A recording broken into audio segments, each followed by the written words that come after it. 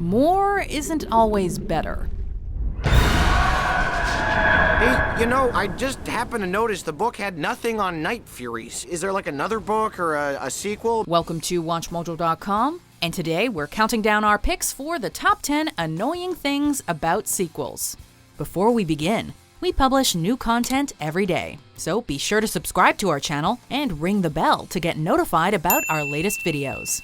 For this list, we're looking at the most frustrating and irksome aspects of sequels in movies.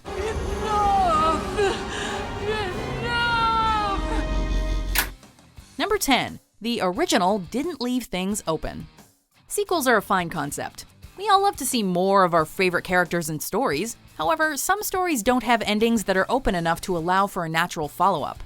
This causes the creators to jump through logical hoops or use retroactive continuity in order to make a sequel viable. And a sequel built on retcons has trouble standing on its own.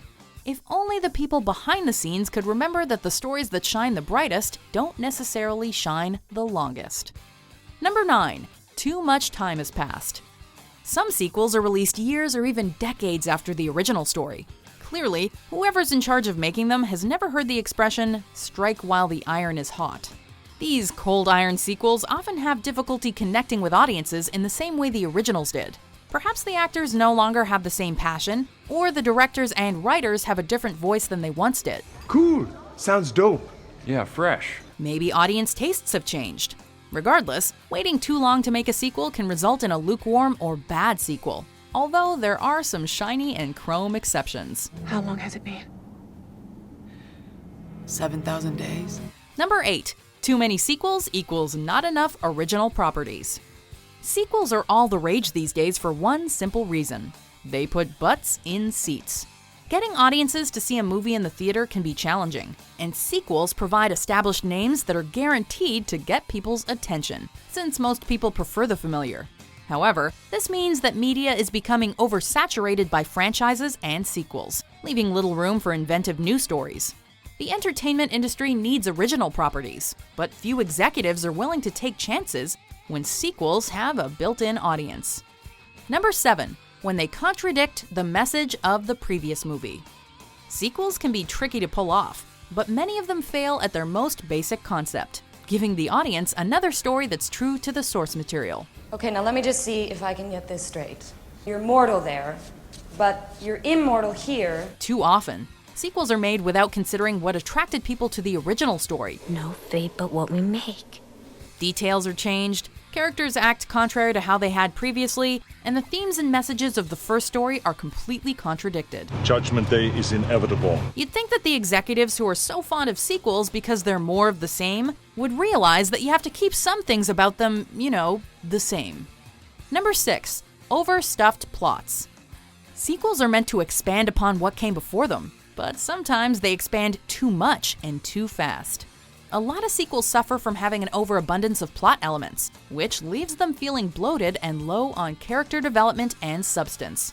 Part of making a good sequel is pacing oneself, as well as keeping a balance of new and old. Frequently, sequels throw everything in and the kitchen sink. Most of our entries thus far have demonstrated that more isn't always better, but this one really embodies that idea. Number 5. Disappointing new characters. Sequels have an uphill battle when it comes to new characters. They need to complement the old ones, while hopefully not overshadowing them. Of course, then there are characters that don't live up to the standards set by those that came before them. Whether they're pandering to a demographic, one-dimensional, or just carbon copies of previous characters, new sequel characters can have a profound impact on how the sequel is perceived, as well as how people see the franchise as a whole. Anger leads to hate. Hate leads to suffering. Number 4. Produced too fast. While we've already discussed the adverse effects of waiting too long to make a sequel, not waiting enough can produce similarly awful results. As we've already mentioned, sequels and franchises are big business right now, so studios are under big pressure to release them as fast as possible. Many sequels don't receive enough time to be screened, edited, or even filmed, to the point where they rarely reach the level of quality of their predecessors. For example, the critically reviled Scary Movie 2 was released less than a year after the more well-received original. In short, haste makes waste. Number 3. When they reuse the same plot. Creators don't want to alienate their audience by making a sequel that's too different from the original, but sometimes they can overcompensate by going too far in the opposite direction. Tug Speedman. Scorcher 6. Global meltdown. Here we go again. Few things are as irritating to a viewer as discovering that the folks behind the cameras have made what should be a new chapter into basically the same thing with a new title. Just because something isn't broken doesn't always mean it can't stand some improvements or additions. After all, if audiences wanted to watch the same plot, they'd just watch the first one. Number 2, the magic is lost. In theory, sequels have the potential to be better than their predecessors. In practice, though, this is rarely the case. It must have been some kind of a technical malfunction. Were you not watching? Whether it's due to a new team behind the scenes, the same team failing to capture lightning in a bottle a second time, or through some combination of the previous issues, sequels just have a tough time delivering the same magic as the originals. Perhaps it's because, like magic, we're less likely to be impressed the second time around. Maybe our own expectations are to blame. Whatever the reason, sequels have tough acts to follow. Number 1. The franchise overstays its welcome. No matter how much we like a story or characters, our interest in them is going to wane at some point.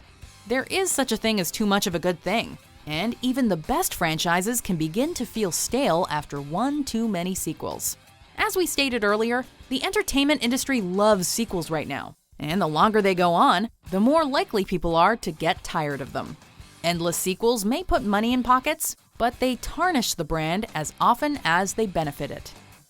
Do you agree with our picks? Check out these other great clips from WatchMojo and subscribe for new videos every day.